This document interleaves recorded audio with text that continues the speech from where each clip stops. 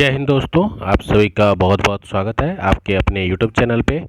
मैं आप सभी को बता देना चाहता हूं कि हमने भारत का भूगोल जियोग्राफी जो चैप्टर की डिमांड आप कर रहे थे, इसको हमने स्टार्ट कर दिया है। और पॉलिटी, मॉडर्न हिस्ट्री और आपका इकोनॉमिक्स ये कंप्लीट हो चुका है। जियोग्राफी की क्लासेस हम आज से कंटिन्यू कर रहे हैं एनसीईआरटी सार संग्रह की। तो चलिए क्लासेस को शुरू करते हैं। क्वेश्चन पूछा है आपसे, भारत किस गोलार्ध किस हेमिस्फेयर में अवस्थित है? तो भारत आपका उत्तर पूर्वी गोलार्ध में है। अगर हम बात करें तो भारत हमारा किधर पड़ता है? उत्तर पूर्वी गोलार्ध।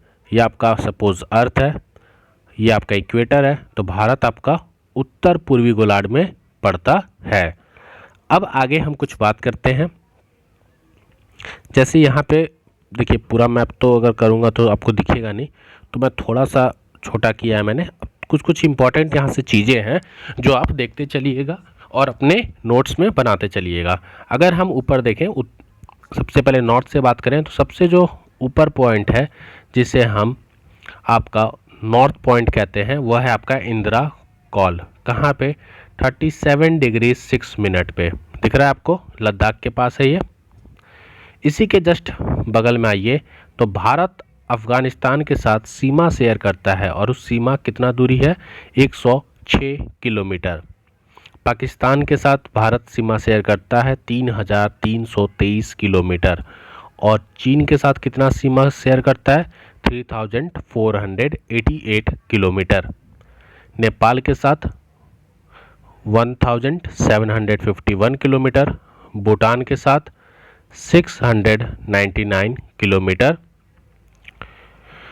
अब हम बात करते हैं आपका पूर्व से पश्चिम विस्तार। तो अगर हम पूर्वी पॉइंट देखें, ये आपका पश्चिमी पॉइंट और ये आपका पूर्वी पॉइंट। पूर्वी पॉइंट है आपका किवुबु, जो अरुणाचल प्रदेश में है, इसे पूर्वी बिंदु कहते हैं। ये 97 डिग्री 25 मिनट में है। और जो पश्चिमी आपका बिंदु है, ये आपका है गोर माता, ये है गुजरात में, 68 डिग्री 7 मिनट। और इन दोनों के बीच की जो दूरी है वह है 2933 किलोमीटर। याद रखिएगा, ये सब चीज़ें पूछी जाती हैं, ठीक है। भारत सबसे ज़्यादा बाउंड्री किसके साथ शेयर करता है सीमा? अपना लैंड बाउंड्री तो बांग्लादेश के साथ। कितना? 4096। ठीक है। म्यांमार के साथ भारत शेयर करता है बाउंड्री 1643। हमारे देश की राजधानी न्यू दिल्ली है, आपको ये पता है। और अगर बात करें हम नॉर्थ से साउथ, तो उत्तर दक्षिण विस्तार, तो उसकी जो देख सकते हैं आप 3214 किलोमीटर की दूरी है आपका उत्तर से दक्षिण। पूरब से पश्चिम 2933 किलोमीटर। आपका एक भारत का एक समान जो परिचय है थ्रू मैप, वो मैंने आपको समझा दिया। बाकी चीज़ें जो नीचे हैं मैं आपको वहाँ भी बता देता हूँ। अब यहाँ पे देखिए, भारत के अगर आप पूर्वी साइड में जाएंगे तो आपको बंगाल की खाड़ी मिलेगी। पश्चिमी साइड में जाएंगे तो अरब सागर दिखेगा, ठीक है। भारत की जो दक्षिण बिंदु है वो आपकी कन्याकुमारी है, ठीक है, 8 डिग्री 4 मिनट।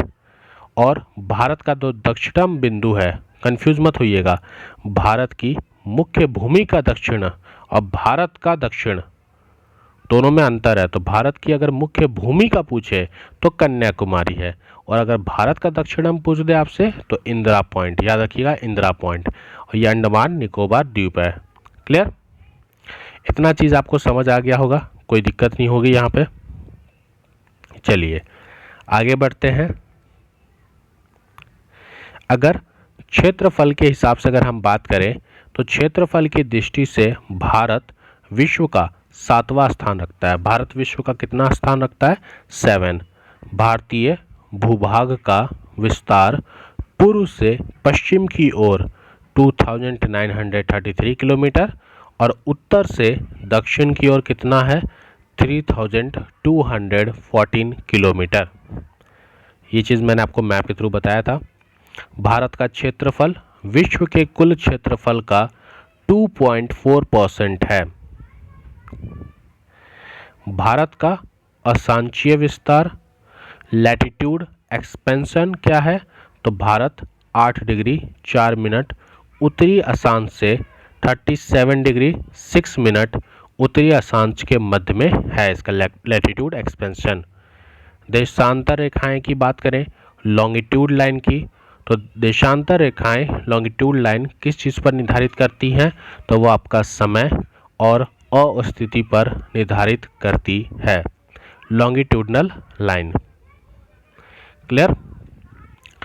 अगला पॉइंट है हमारा कर्क रेखा, ट्रॉपिक ऑफ कैंसर भारत के कितने राज्यों से होकर गुजरती है, तो भारत के 8 राज्यों से होकर ट्रॉपिक ऑफ कैंसर गुजरती है। कहाँ कहाँ से? गुजरात से, राजस्थान, मध्य प्रदेश, छत्तीसगढ़, झारखंड, पश्चिम बंगाल, त्रिपुरा और मिजोरम, यहाँ से आपका ट्रॉपिक ऑफ कैंसर पास करता है। भारत का लगभग 2 बराबर भागों में, भारत को लगभग 2 बराबर भागों में कौन सा लैटिट्यूड विभाजित करता है, तो कर्क रेखा। 23.5 डिग्री ट्रॉपिक ऑफ कैंसर उत्तरी अक्षांश भारत को लगभग 2 भागों में क्या करता है, लैटिट्यूड विभाजित करता है। तो भारत को लगभग 2 बराबर भागों में कौन सा लैटिट्यूड विभाजित करता है, 23.5 डिग्री उत्तरी अक्षांश। भारत के सबसे पश्चिम बिंदु मैंने बताया था गोरमोता जो गुजरात में है, और पूर्वी बिंदु आपका कीबुथु जो अरुणाचल प्रदेश में है।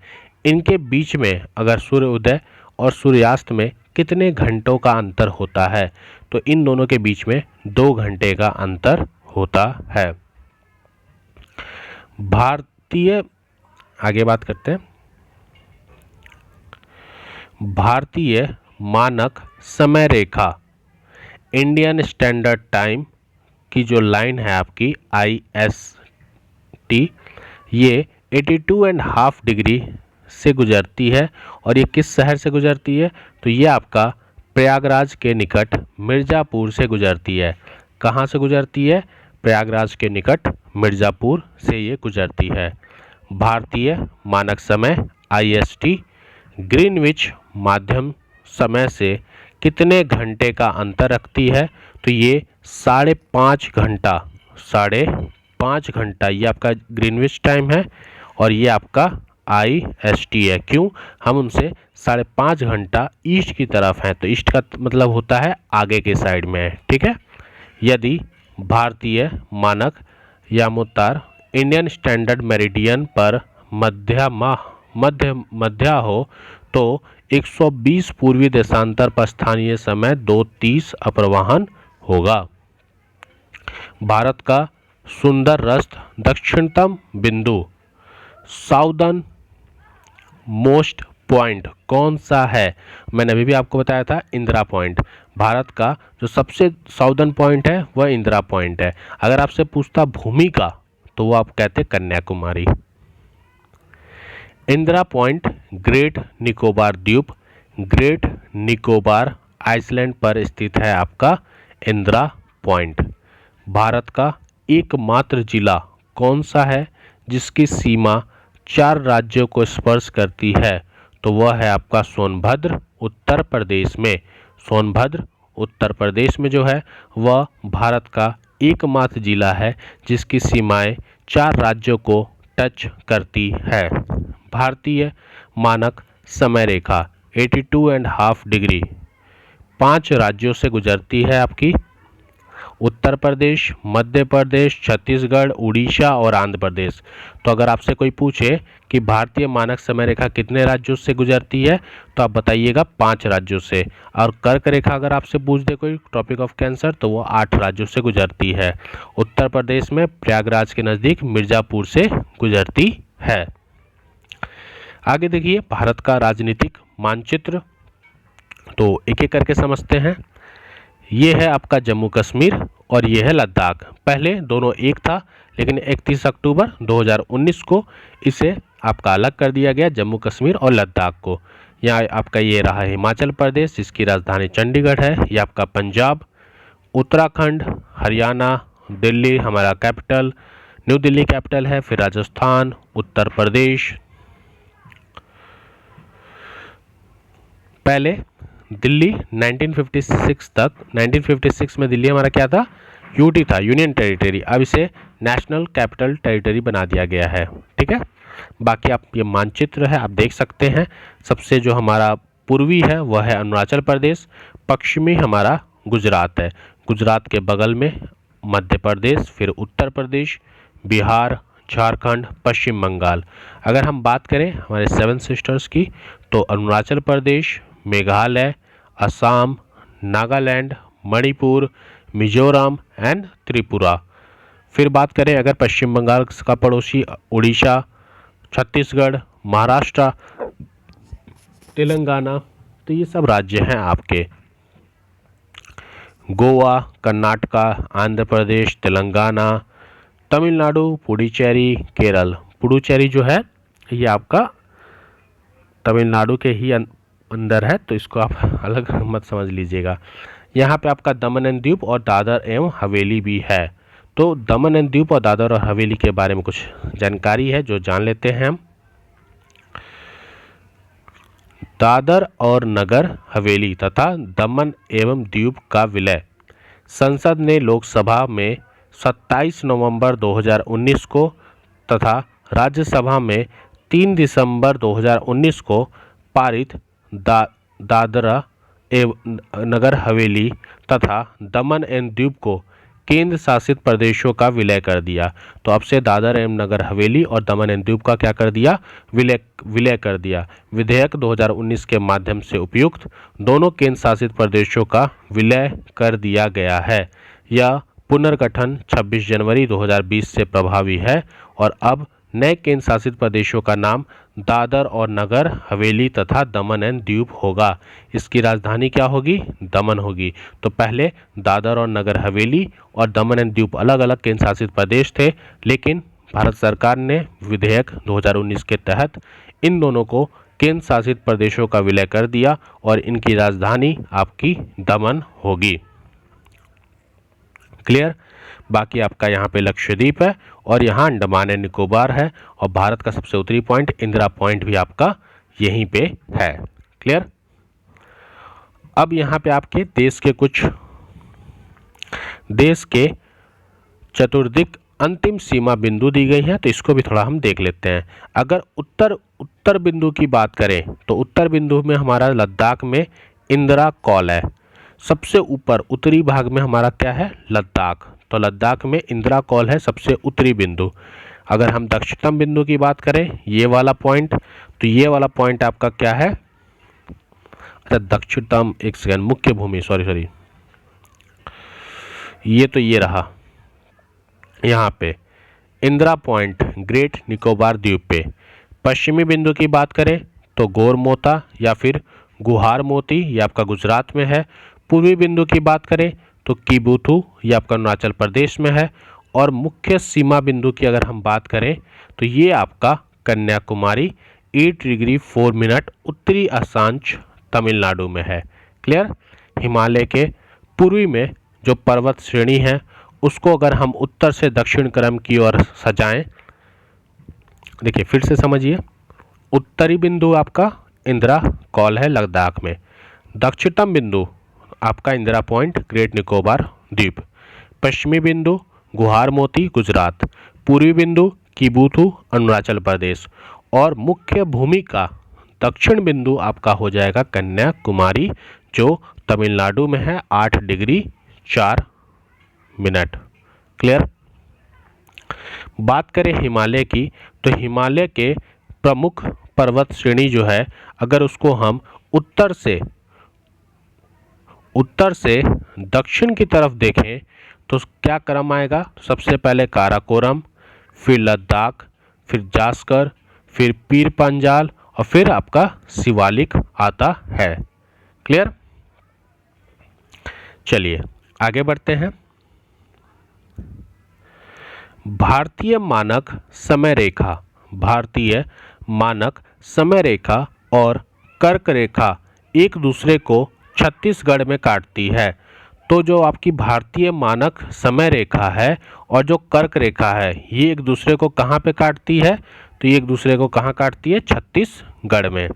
ठीक है। भारत की मुख्य भूमि की जो तटीय लंबाई है तट की, वह लगभग 6100 किलोमीटर है। भारत की मुख्य भूमि की जो तटीय लंबाई है वह लगभग 6100 किलोमीटर है। म्यांमार की सर्वाधिक सीमा किस भारतीय राज्य को स्पर्श करती है? तो म्यांमार की जो सर्वाधिक सीमा है वह अरुणाचल प्रदेश के साथ सबसे ज़्यादा सर्वाधिक सीमा शेयर करती है।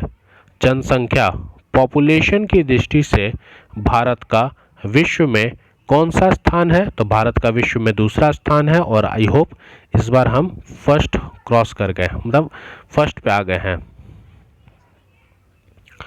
असम की सीमा कुल कितने राज्य और केंद्र शासित प्रदेशों के साथ सीमा शेयर करती है?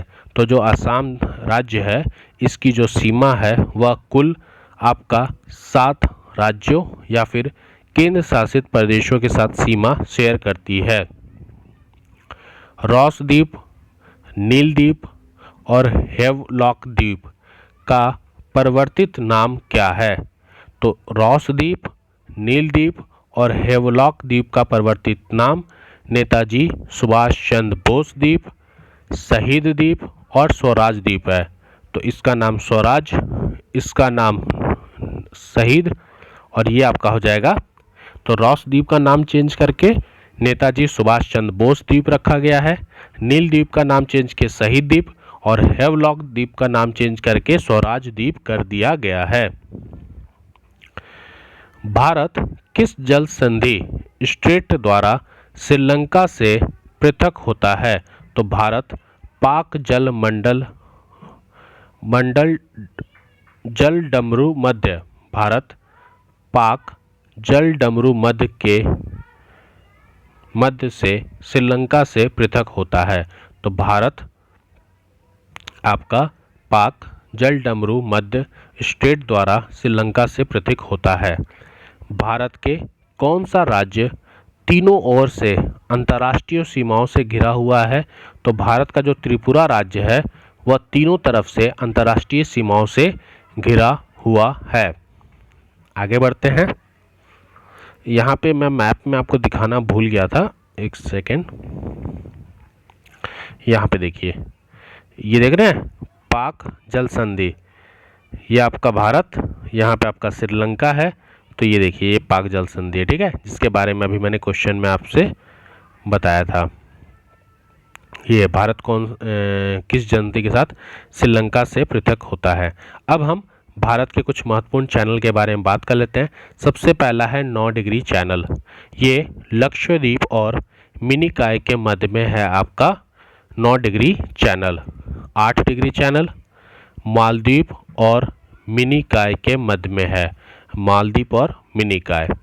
ग्रेट या महान चैनल, ये आपका सुमित्रा इंडोनेशिया और निकोबार के मध्य में है, सुमित्रा इंडोनेशिया और अंडमान निकोबार के मध्य में है। पाक स्ट्रेट जल डमरू मध्य अभी हमने पढ़ा, भारत और श्रीलंका के मध्य में है। माहिम क्रीक जिसे निवेशिका कहते हैं, ये पतली सी निवेशिका है मुंबई में। कच्छ की खाड़ी ये पश्चिमी गुजरात में है। खंबात की खाड़ी ये पूर्वी गुजरात, नर्मदा और ताप्ती का मुहाना है। लक्षद्वीप सागर की बात करें तो ये लक्षद्वीप और मालाबार टाट के मध्य में है। मन्नार की खाड़ी की बात करें तो मन्नार की खाड़ी आपके दक्षिण पश्चिम तमिलनाडु और श्रीलंका के मध्य में है मन्नार की खाड़ी। कोको स्ट्रेट की बात करें जिसे हम जल डमरू मध्य कहते हैं, तो ये कोको द्वीप म्यांमार और उत्तरी अंडमान के मध्य में है। दक्कन पास की बात करें तो ये दक्षिणी अंडमान और लघु अंडमान के बीच में है। और 10 डिग्री चैनल की बात करें तो ये अंडमान और निकोबार के मध्य में आपका 10 डिग्री चैनल आता है। तो आपने 8 डिग्री चैनल पढ़ा मालदीव और मिनिकॉय के मध्य में, 9 डिग्री चैनल लक्षद्वीप और मिनिकॉय के मध्य में, 10 डिग्री चैनल अंडमान और निकोबार के मध्य में। अब विभिन्न देशों के साथ भारत की जो अंतर्राष्ट्रीय सीमाएं हैं उनकी लंबाई, उनका संबंध राज्यों से, केंद्र शासित प्रदेशों से। बात करते हैं सबसे पहले बांग्लादेश की। बांग्लादेश की जो लंबाई है वो सबसे ज़्यादा है, कितनी है? 4096 किलोमीटर बांग्लादेश किस सीमा रेखा करता है, और इस सीमा रेखा को हम रेड क्लिफ रेखा कहते हैं। याद रखिएगा, बहुत इंपॉर्टेंट क्वेश्चन है। रेड क्लिफ रेखा किसे कहते हैं? भारत और बांग्लादेश के बीच की सीमा को। इसके साथ 5 राज्य हैं जो सीमा शेयर करते हैं: पश्चिम बंगाल, मेघालय, मिजोरम, त्रिपुरा और असम। यहाँ पर मैं राज्य और केंद्र शासित प्रदेश दोनों की बात करूँगा, तो आप कंफ्यूज मत होइएगा कि सर आप राज्य बोल रहे हैं, केंद्र शासित नहीं। चीन की बात करें तो चीन के साथ हमारी बाउंड्री शेयर होती है 3488 किलोमीटर, और इसकी जो सीमा है उसे हम मैकमोहन रेखा कहते हैं, मैकमोहन रेखा। और यहाँ पे भी 5 बाउंड्री शेयर करते हैं: लद्दाख, हिमाचल प्रदेश, उत्तराखंड, सिक्किम, अरुणाचल प्रदेश। पाकिस्तान के साथ भी हम 3323 किलोमीटर की सीमा रेखा शेयर करते हैं। सीमा रेखा का नाम है रेड क्लिफ रेखा। तो याद रखिएगा, बांग्लादेश और पाकिस्तान दोनों का रेड क्लिफ रेखा है, क्योंकि बांग्लादेश पहले आपका पाकिस्तान ही था, बाद में इंडिया की मदद से उसे आज़ादी मिली, तब वो आपका बांग्लादेश बना। इसके साथ भी 5 रेखा: गुजरात, राजस्थान, पंजाब, जम्मू कश्मीर और लद्दाख। नेपाल के साथ हम 1751 किलोमीटर की सीमा शेयर करते हैं, और इसमें भी 5 आपके स्टेट आ जाएंगे: उत्तर प्रदेश, बिहार, पश्चिम बंगाल, सिक्किम, उत्तराखंड। म्यांमार के साथ हम 1643 किलोमीटर की सीमा रेखा शेयर करते हैं, इसमें आपके टोटल 4 आ जाएंगे: अरुणाचल प्रदेश, नागालैंड, मिजोरम और मणिपुर। भूटान के साथ हम 699 किलोमीटर की सीमा रेखा शेयर करते हैं। 4 राज्य हैं: पश्चिम बंगाल, सिक्किम, अरुणाचल प्रदेश और असम। अफगानिस्तान के साथ हम 106 किलोमीटर की सीमा रेखा शेयर करते हैं, और इसे हम डूरंड रेखा कहते हैं, डूरंड रेखा कहते हैं। और एक ही है लद्दाख। तो लद्दाख अफगानिस्तान के साथ बॉर्डर शेयर करता है 106 किलोमीटर की, और इसे हम डूरंड रेखा कहते हैं। तो ये सारी चीज़ें क्लियर हो गई हों, थोड़ा स्क्रीनशॉट ले लीजिएगा, बहुत इंपॉर्टेंट है। टोटल बात करें तो 15,106 किलोमीटर, 15,106 किलोमीटर हम तटीय सीमा शेयर करते हैं। सॉरी, तटीय बोल रहा हूँ, नहीं, अंतर्राष्ट्रीय सीमा की लंबाई की बात कर रहे हैं हम यहाँ पर, ठीक है। तो कितना हो गया? 15,106 किलोमीटर। क्लियर। अब आगे बात करते हैं मैकमोहन लाइन की। तो मैकमोहन लाइन की बात करें, मैकमोहन लाइन और रेड क्लिफ अंग्रेजों के शासन के दौरान पे भारत और चीन के मध्य उत्तर पूर्वी में यह सीमा रेखा 27 अप्रैल 1914 को निर्धारित की गई थी, जिसमें मैकमोहन रेखा कहा गया था। इसका नामकरण सर हेनरी मैकमोहन के नाम पर किया गया था। वर्ष 1914 में हुए शिमला समझौते में इसे दोनों देशों ने सीमा रेखा के रूप में स्वीकार किया था, लेकिन इसके चलते ही डिस्प्यूट बनी रहती है और चाइना इसे नहीं मानता। देखिए, 27 अप्रैल 1914 को मैकमोहन रेखा निर्धारित की गई थी, और इसको हेनरी मैकमोहन के नाम पर रखा गया था, क्योंकि उसी ने इस रेखा को निर्धारित की थी। ये ब्रिटिशर्स था, अंग्रेज था, और 1914 वर्ष में शिमला समझौता में इन दोनों देशों ने स्वीकार किया था कि हम इस रेखा को मानेंगे। तो इंडिया और चीन के बीच की जो रेखा होती है, बाउंड्री है, उसे हम मैकमोहन लाइन कहते हैं। अगर हम बात करें रेड क्लिफ रेखा की बात करें तो विभाजन के पश्चात 17 अगस्त 1947 को भारत और पाकिस्तान के मध्य निर्धारित की गई जो सीमा थी उसे हम रेड क्लिफ रेखा के नाम से जानते हैं, क्योंकि इस रेखा का निर्धारण बॉर्डर कमीशन द्वारा किया गया था, और उस बॉर्डर कमीशन के जो अध्यक्ष थे वह थे सीरियल रेडक्लिफ। इसीलिए इनके नाम पर ही रेड क्लिफ रेखा रख दी गई थी। क्लियर। 17 अगस्त आज़ादी के 2 दिन बाद सीरियल रेडक्लिफ और हेनरी मैकमोहन 1914। याद रखिएगा, काराकोरम श्रेणी को उच्च एशिया की रीढ़, बैकबोन ऑफ हाई एशिया के नाम से जाना जाता है। काराकोरम श्रेणी को, तो अगर आपसे कोई पूछे काराकोरम श्रेणी को क्या कहा जाता है, तो बैकबोन ऑफ हाई एशिया कहा जाता है। बाकी यहाँ पर कुछ भारत एक डिस्ट्रिक्ट कुछ पॉइंट्स दिए गए हैं और नीचे फिजिकल डिवीज़न दूसरा टॉपिक है, तो वो तो हम नेक्स्ट क्लास में पढ़ेंगे।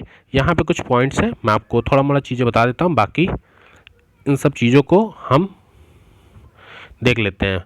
देश भारत है, अन्य नाम इसका जमनद्वीप, भारतवर्ष, हिंदुस्तान, इंडिया है। कुल साक्षरता ये आपका चेंज होते रहता है, तो इस पर अभी टिप्पणी करना सही नहीं है क्योंकि करेंट डाटा अभी मेरे पास है नहीं। राजधानी न्यू दिल्ली। भौगोलिक स्थिति उत्तरी गोलार्ध में अवस्थित है। अक्षांशीय विस्तार, देशांतर विस्तार, ये सब देख लीजिएगा, ये मैंने आपको पढ़ा दिया है, ठीक है। बाकी आप इसे एक बार पढ़ना चाहते हैं तो मैं आपके लिए धीरे धीरे इस वीडियो को PDF को स्क्रॉल कर रहा हूँ। आप वीडियो को पॉज करके अच्छे से चाहेंगे तो आप इसे पढ़ लीजिएगा क्योंकि इसमें से बहुत सारी चीज़ें मैं आपको पढ़ा चुका हूँ।